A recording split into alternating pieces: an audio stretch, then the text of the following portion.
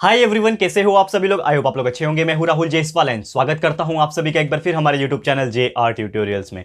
Friends, आज again आपके सामने एक मोस्ट इंपॉर्टेंट हिस्ट्री का लेक्चर वीडियो लेकर आ चुका हूं दोस्तों, जिसमें आज के दिन हम लोग पढ़ने वाले हैं हमारे 7th स्टैंडर्ड के लिए हिस्ट्री सब्जेक्ट का जो हमने चैप्टर की शुरुआत की थी, one of the best chapter यार, जिसका नाम है chapter number 8 an ideal ruler. तो आज हम इस पर्टिकुलर चैप्टर का लेक्चर नंबर 2 आपके लिए लेकर आ गए हैं, जो कि अगेन एक बहुत ही ज्यादा इंपॉर्टेंट लेक्चर वीडियो होने वाला है।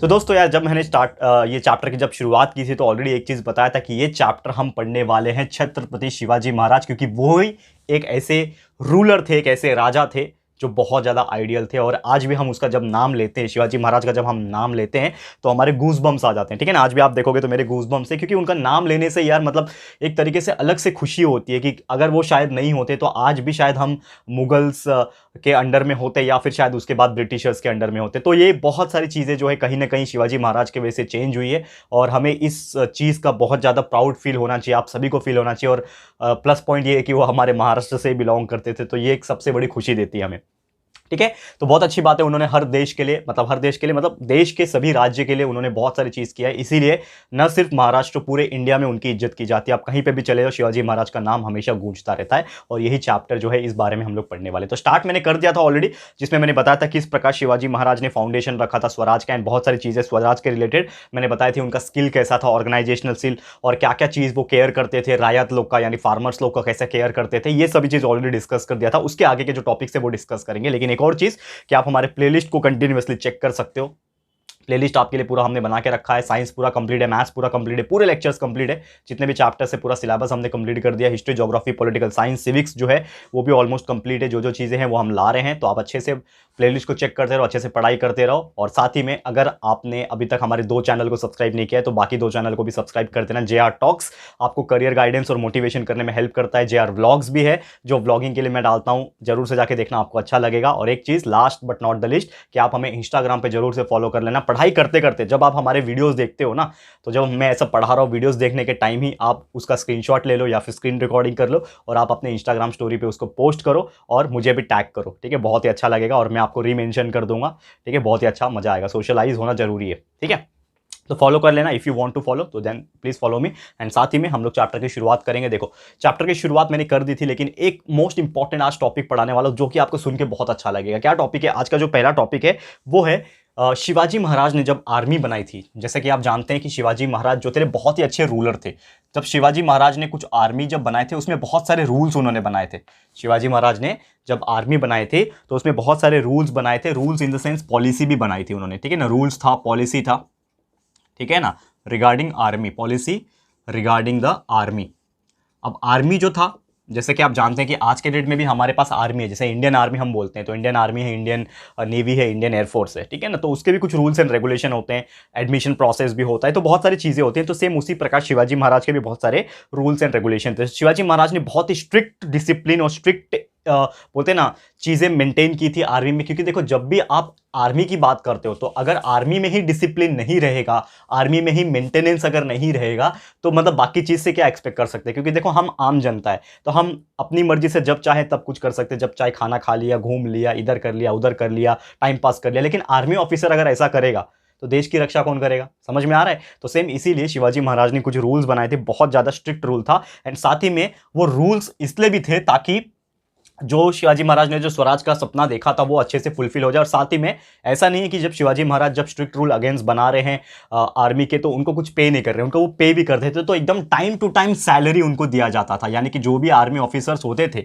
शिवाजी महाराज के अंडर में, उनको प्रॉपर टाइम पे सैलरी वगैरह पे किए जाती थी। और ये बहुत ही अलग तरीके से था। वो भी जो सैलरी उनको मिलता था आर्मी ऑफिसर को, वो कैश में दिया जाता था। यानी कि जो भी उस वक्त कैश चलता होगा, जैसे आज के दिन में हम लोग मनी बोलते हैं ना, रुपया, रुपीस, पैसा हम लोग बोलते हैं, तो उस जमाने में रुपया और पैसा तो होता नहीं था। तो जागीर्स वगैरह होते थे, ठीक है ना, या फिर कुछ अलग तरीके से मुद्राएं होती थी। तो जागीर तो अलग चीज हो गई, जागीर की मैं बात नहीं करूंगा। लेकिन एक्चुअल में क्या होता था कि जो ज्यादातर जो बाकी के प्रोविंस होते थे, जो बाकी के वर्ल्ड होते थे, जो बाकी के राजाएं होते थे, दूसरे दूसरे प्रांतों से, दूसरे दूसरे स्टेट से जो बिलोंग करते थे, वहां पे एक ही सिस्टम था कि आप अगर हमारे लिए काम कर रहे हैं तो हम आपको क्या देंगे? जागीर्स देंगे। जागीर्स मतलब एक तरीके से आप सोना चांदी दे दो या फिर कुछ ऐसा चीजें दे दो। लेकिन शिवाजी महाराज का ऐसा नहीं था। शिवाजी महाराज सबके अगेंस्ट में जाके और सबसे अलग व्यक्ति थे ना, शिवाजी महाराज थे ही बहुत अलग। तो शिवाजी महाराज जो तरीका था उनका देने का वो भी अलग था। मतलब वो क्या करते थे, कैश देते थे। उस जमाने में जो भी कैश सिस्टम चलता होगा वो कैश वो अपने आर्मी ऑफिसर्स को या फिर जो उनके अंडर में काम करते थे उनको देते थे, ठीक है ना। और शिवाजी महाराज ने यही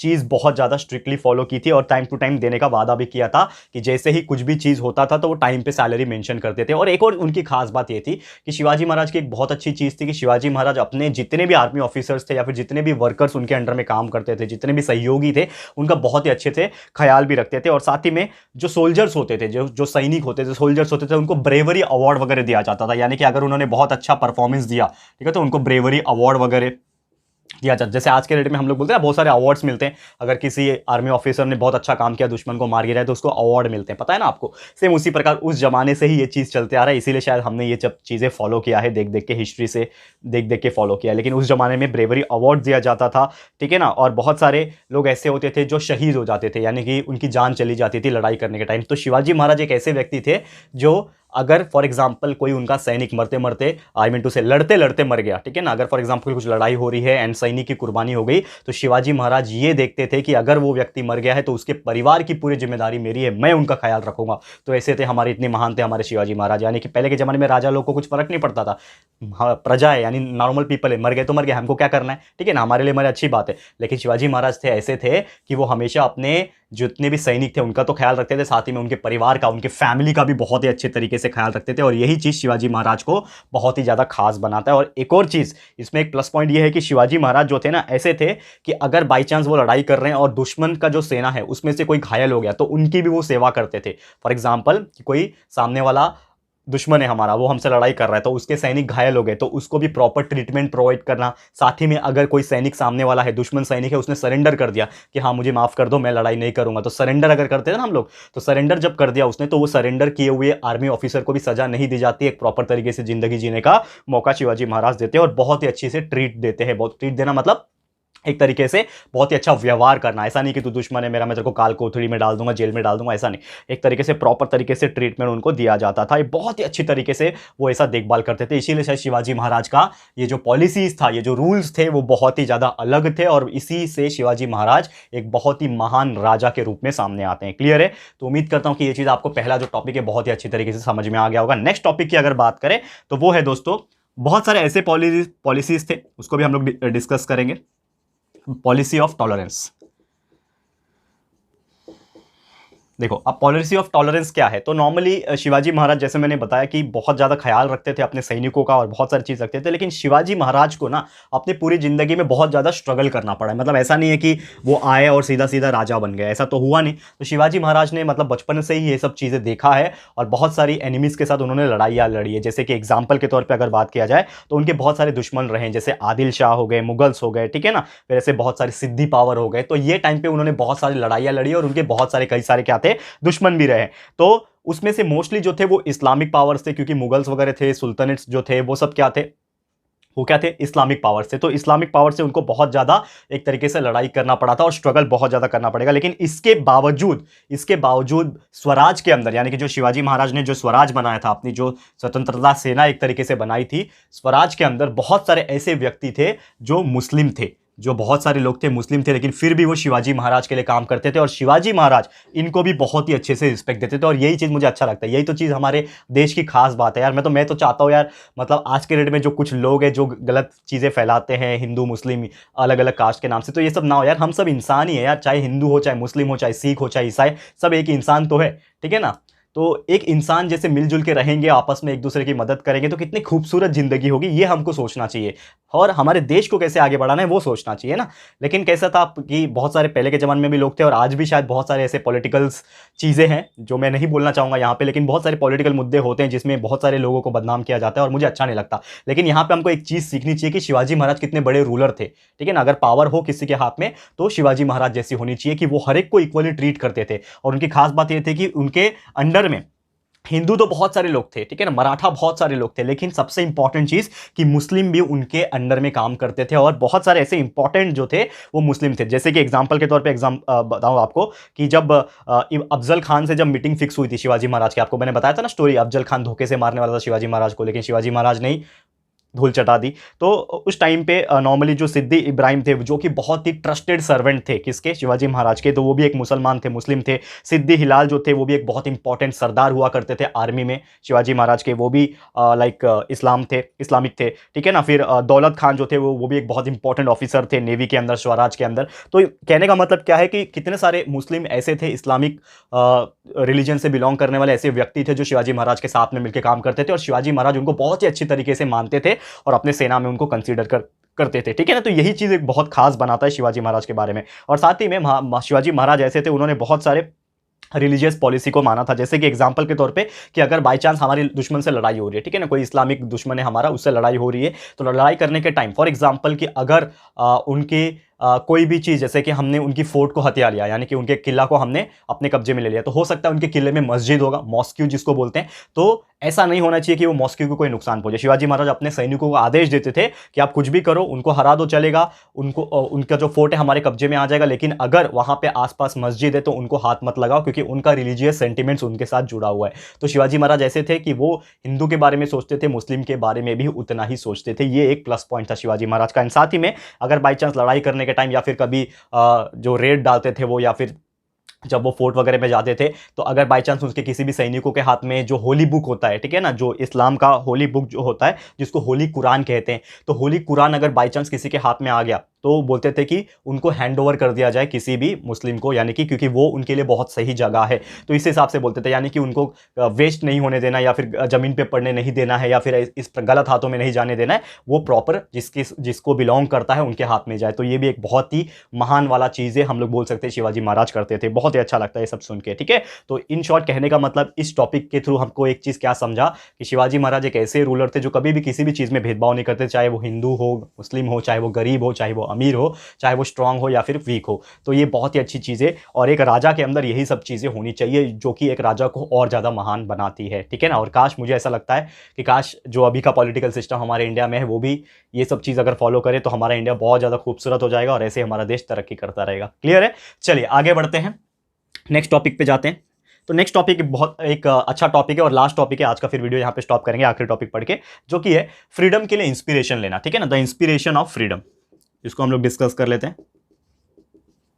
द इंस्पिरेशन ऑफ फ्रीडम। अब देखो, ये फ्रीडम जो है, जैसे कि आप एक चीज समझते होंगे अगर, कि फ्रीडम हमारे लिए बहुत ज़्यादा जरूरी था, क्योंकि देखो यार, हम बहुत सालों से गुलामी की ज़िंदगी जी रहे थे, ठीक है ना। सुल्तानेट्स का राज था, मुगल्स आ गए, और मुगल्स के टाइम पे शिवाजी महाराज थे।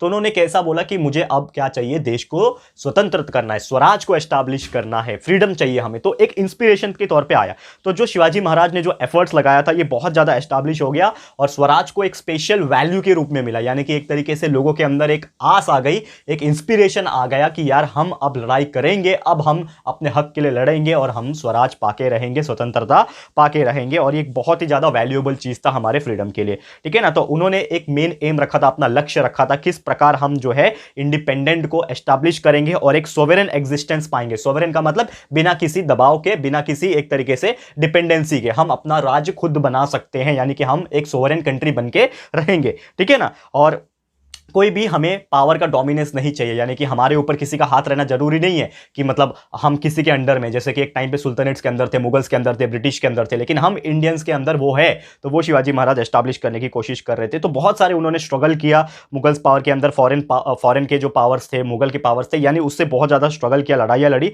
और उन्होंने बहुत ज़्यादा लोगों के अंदर एक आत्मविश्वास जगा दिया कि हम जो है एक तरीके से लोगों को इंस्पायर करके अपने साथ जोड़ के फ्रीडम को पा सकते हैं। ये सभी चीज़ें होने लगा, और साथ ही में उन्होंने पूरी कोशिश किया, और महाराज ने इंस्पायर किया, ठीक है ना। किसको इंस्पायर किया? जब मुगल्स एक तरीके से हम लोग बोल सकते हैं ना बहुत ज्यादा हावी हो गया था, तो छत्रसल जो थे, जो कि एक सर्विस में थे मुगल्स के अंडर में, तो उन्होंने शिवाजी महाराज से मीटिंग किया और शिवाजी महाराज ने उनको इंस्पायर कर दिया कि आप एक इंडिपेंडेंट किंगडम, अपना एक अलग से स्वराज बना सकते हो बुंदेलखंड के अंदर, ठीक है ना। बुंदेलखंड जो एक जगह था, वहां पे अपना एस्टैब्लिश कर सकते हो। तो ये सब चीज जो इंस्पिरेशन वाली बातें हैं, वो कहीं ना कहीं शिवाजी महाराज ने ही लोगों के अंदर डालना शुरू किया, और एक तरीके से पूरे शहर में, पूरे देश में ये एक आग की तरह फैलने लगा और एक तरीके से बहुत ज्यादा स्वराज की एस्टैब्लिशमेंट होने लगी। क्लियर है? तो उम्मीद करता हूं कि ये चीज आपको समझ में आ गया होगा। अब शिवाजी महाराज के ऐसे बहुत सारी चीजें, जैसे कि एग्जांपल के तौर में शिवाजी महाराज का क्या ग्रेटनेस रहा, यानी कि बहुत सारे कारनामे और उन्होंने क्या करे हैं, ये सभी चीज हम डिस्कस करेंगे हमारे अगले लेक्चर में। यानी कि आज हमारा लेक्चर नंबर 2 यहां पे समाप्त होता है और आपके लिए मैं एक और लेक्चर लेकर आ जाऊंगा जिसका नाम रहेगा लेक्चर नंबर 3, जिसमें बचे हुए छोटे से टॉपिक से, थोड़े बहुत टॉपिक है, शिवाजी महाराज का क्या इतना बड़ा ग्रेटनेस था, ये सभी चीज हम डिस्कस करेंगे हमारे अगले लेक्चर में। तो इसी के साथ आज का वीडियो समाप्त करता हूं। बहुत सारे इंपॉर्टेंट पॉइंट्स आज हमने डिस्कस कर लिए हैं, जैसे कि क्या क्या रूल्स थे, पॉलिसीज थे आर्मी के रिगार्डिंग, जो हमने आपको बता दिया। टॉलरेंस के रिगार्डिंग क्या पॉलिसी था वो बता दिया, और कैसे वो फ्रीडम के लिए उन्होंने इंस्पायर किया लोगों को, ये सब चीज हमने डिस्कस कर लिया। ठीक है, तो इसी के साथ वीडियो समाप्त होता है। जल्द आपसे मिलेंगे आपके सामने एक नया वीडियो लेके। तो प्लीज हमें कमेंट करके बताना है कि ये वीडियो आपको कैसा लगा है। अपनी राय और सजेशन जरूर से कमेंट करना। वीडियो पसंद आया है तो वीडियो को प्लीज लाइक कीजिएगा दोस्तों, एंड शेयर कर देना यार, अपने सारे फ्रेंड्स रिलेटिव दोस्तों को शेयर करो। बताओ कितनी बेहतरीन स्टोरी है शिवाजी महाराज की। बहुत कम लोग जानते होंगे यार शिवाजी महाराज के बारे में, सिर्फ लोगों को इतना मालूम है हिस्ट्री में शिवाजी महाराज के बारे में पढ़ना है, लेकिन एक्जैक्टली आपको पता है क्या कि शिवाजी महाराज ने क्या क्या किया था? तो पढ़ो, मैं स्टोरी के फॉर्म में आपको पढ़ाता हूं, तो पढ़ो, अच्छे से नॉलेज गेन करो। यहां पे नॉलेज रहना चाहिए, कंसेप्चुअल नॉलेज। तो प्लीज इसके लिए ज्यादा से ज्यादा लोगों तक ये वीडियो पहुंचाइए, शेयर कीजिए। साथ ही में अगर आपने अभी तक इस चैनल को सब्सक्राइब नहीं किया तो फटाफट से हमारे चैनल को सब्सक्राइब कर देना। साथ में एक बेल आइकन होता है, उसको प्रेस कर देना, ताकि फ्यूचर में हम कभी भी कोई भी वीडियोस को अपलोड करेंगे तो आप लोगों को नोटिफिकेशन मिलती रहेगी। ठीक है फ्रेंड्स, तो मिलते हैं हमारे अगले वीडियो में। ये वीडियो देखने के लिए thank you and good bye.